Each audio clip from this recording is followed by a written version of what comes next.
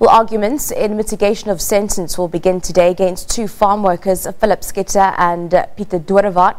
They were found guilty of murdering 15-year-old Matlhomola Mosweu in Coligny on the 20th of April last year.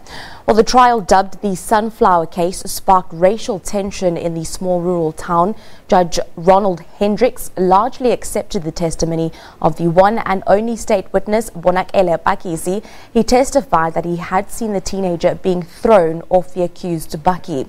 Well, the jury denied this, saying that they had apprehended the teenager for having stolen sunflowers.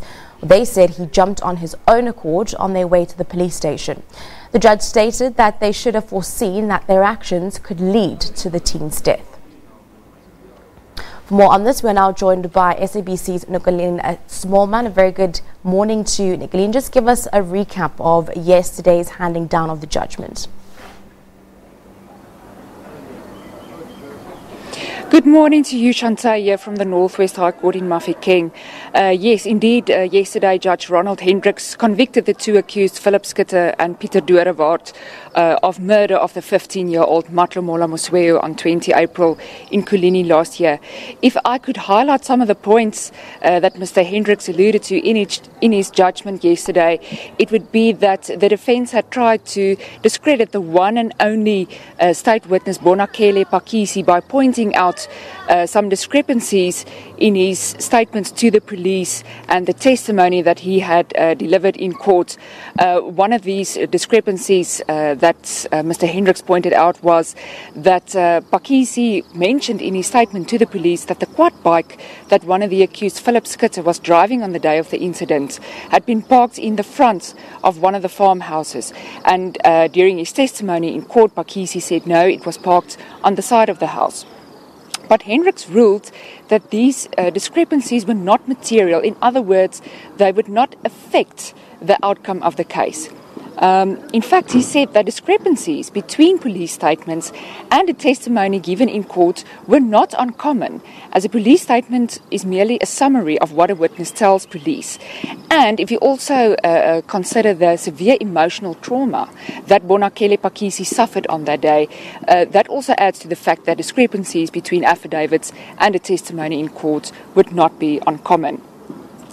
What was a crucial consideration for Hendricks was the fact that Nicolene testified that he saw Matlhomola being thrown from the vehicle corroborates the finding by the state forensic pathologist, Dr. Murad, who found that, she was of the opinion that Matlhomola did not jump from that moving bakkie, as he had no defensive type injuries on his limbs, on his hands.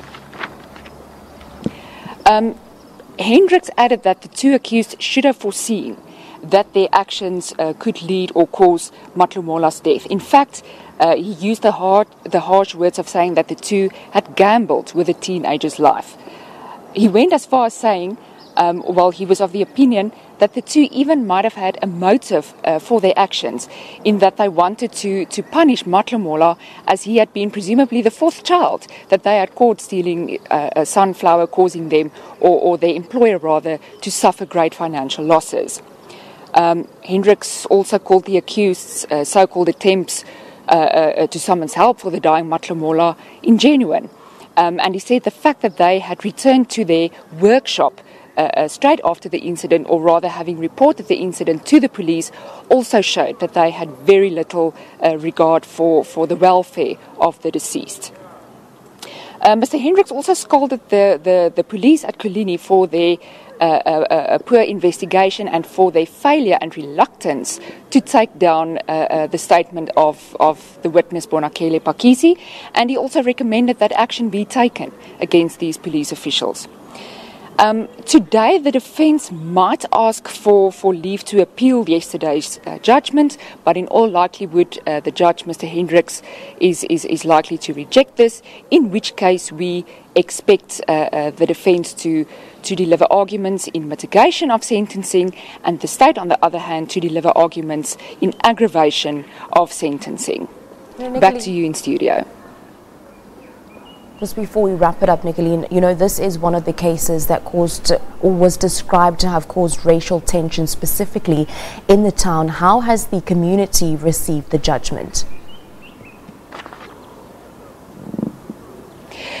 Surprisingly quiet. We've only seen Matlhomola's parents, his father and his mother here, and a handful of EFF supporters who have been quite vocal in this case, calling on the police to investigate the alleged incidents of racism in the town of Coligny.